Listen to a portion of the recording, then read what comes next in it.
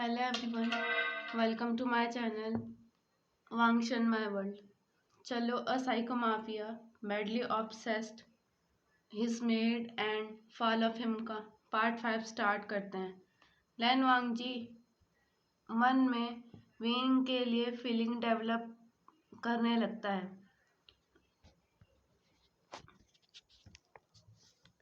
और बढ़ते टाइम के साथ साथ वांग जी एक साइको टाइप का माफिया भी है। इसके बारे में ना विंग को पता है ना लैन फैमिली को पता है, यहाँ तक कि बाकी किसी को भी नहीं पता है। एक बार लैन वांगजी को उसके किसी क्लाइंट ने एक आदमी को शूट करने के लिए कहा होता है, क्योंकि उस आदमी ने क्लाइंट के पैसे फ्रॉड करके ठग लिए होते हैं और वो उन पैसों को नहीं दे रहा होता है।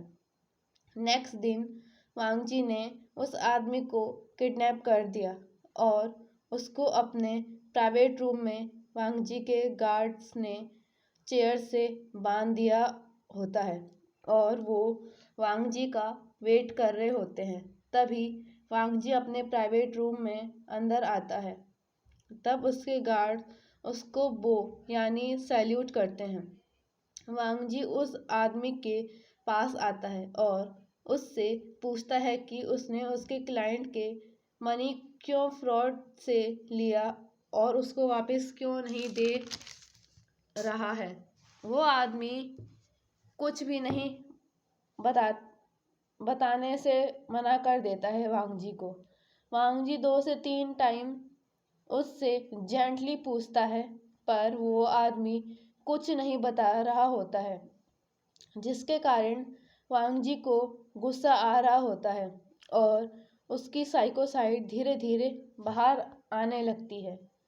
वांगजी की साइको साइड केवल वांगजी के कल्प्रिट्स यानी उसके दुश्मनों के लिए ही होती है। बाकी सबके साथ वांगजी सॉफ्ट रहता है। वांगजी अब उस आदमी को मारने पीटने शुरू कर देता है। वो आदमी अब दर्द से चिल्लाने लगता है और वांगजी से बेग करने लगता है उसको छोड़ देने को, पर अब बहुत देर हो चुकी होती है, क्योंकि अब वांगजी की साइकोनेस बाहर आ गई थी, जो जल्दी से जाती नहीं थी। वांगजी उस आदमी को पहले 1 घंटे तक स्लैप करता रहता है। उसके बाद उसकी होल बॉडी पर किक और पंचेस करने लगता है। अब वो आदमी वांगजी का टॉर्चर पिछले 3 से 4 घंटे से झेल रहा था और अब उसकी बॉडी में इतनी स्ट्रेंथ नहीं बची थी कि वो वांगजी की मार अब और सह सके। इसलिए वो आदमी बेहोश हो जाता है। जैसे ही वांगजी उस आदमी को बेहोश देखता है तो उसे मारना बंद कर देता है। तब वांगजी अपने गार्ड से कहता है कि इसको नहला दो और डॉक्टर से चेक करवा दो कि ये ठीक तो है ना, कहीं मर तो नहीं गया, क्योंकि इसको अभी जिंदा रहना होगा और मेरे इस पागलपन को झेलना पड़ेगा। ये मरना नहीं चाहिए, क्योंकि इसने मेरे क्लाइंट को ठग कर उसका पैसा लिया है और अब उसको दे भी नहीं रहा है। तभी वांगजी के प्राइवेट रूम में एक डॉक्टर आता है, जिसको वांगजी के गार्ड्स ने पहले ही फ़ोन करके बुला दिया होता है और उस आदमी को चेक करता है और फिर वांगजी और उसके गार्ड से कहता है कि वो आदमी बिल्कुल ठीक है, बस उसके शरीर पर बहुत सारी चोटें हैं जिनको भरने में अभी समय लगेगा और तब तक उस आदमी को कोई भी शारीरिक चोट ना लगे, जिससे उसके चोटें फिर से हरी ना हो जाएं। अगर चोटें फिर से हरी हो जाएंगी तो इस आदमी की जान को खतरा हो सकता है और ये शायद मर भी सकता है। अब सीन लैन होम में शिफ्ट होता है, जहाँ पर मैंग्याओ लैन हाउस में ही रहने लगा होता है, क्योंकि शिचैन ने मैंग्याओ को अपने पूरे लैन फैमिली से अपना फ्यूचर पार्टनर और फ्यूचर हस्बैंड कहकर इंट्रोड्यूस करवा दिया होता है और लैन क्यूरन ने भी उसके रिश्ते को स्वीकार कर दिया होता है। अब लैंस जिन फैमिली को अपने होम में बुलाते हैं और लैन चिरेन मैंग्याओ का रिश्ता अपने बड़े नेफ्यू लैन शिचेन के लिए रिस्पेक्टफुली जिन फैमिली से मांगता है। मिस्टर जिन और मिसेस जिन इस रिश्ते के लिए मान जाते हैं क्योंकि उनको शिचेन अपने ओमेगा बेटे मैंग्याओ के लिए बहुत अच्छा लगता है और मैंग्याओ और शिचेन की शादी फिक्स हो जाती है।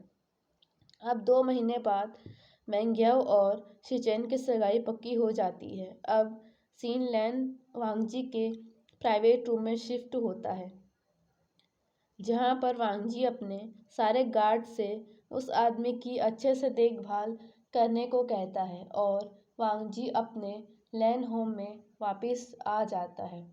वहाँ पर वांगजी को शिचेन और मैंग्याओ की सगाई की बात पता चलती है और वो पूरे परिवार और मैंग्याओ और शिचेन को बधाई देता है और अपने कमरे में चला जाता है। वांगजी अपने कमरे में कपड़े बदल रहा होता है। वो गलती से अपने कमरे का दरवाज़ा बंद करना भूल जाता है जिससे दरवाज़ा खुला ही रह जाता है। तभी विंग वांगजी के लिए फ्रेश जूस लेकर उसके कमरे में आ रहा होता है और वो गलती से वांगजी के कमरे में चला जाता है। उस समय वांगजी अपने कपड़े बदल रहा होता है और विंग वांगजी को कपड़े बदलते हुए देखकर शर्मा जाता है और पीछे मुड़ जाता है। वांगजी भी विंग को देख लेता है और वांगजी विंग को देखकर हंसने लगता है। विंग वांगजी से कहता है कि तुम हंस क्यों रहे हो। वांगजी कहता है कि तुम तो एक लिटिल वाइफ की तरह शर्मा रहे हो।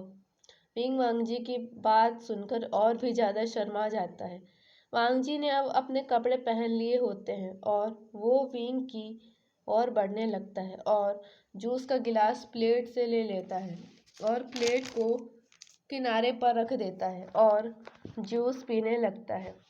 जूस पीने के बाद वो गिलास को मेज के ऊपर रख देता है और विंग को अपनी ओर जोर से खींचता है जिस कारण विंग वांगजी की चेस्ट पर जोर से आकर लगता है और विंग जोर से आग की आवाज़ करता है। वांगजी विंग को जोर से हग कर देता है और कहता है कि मैं विंग को बहुत पसंद करता हूँ।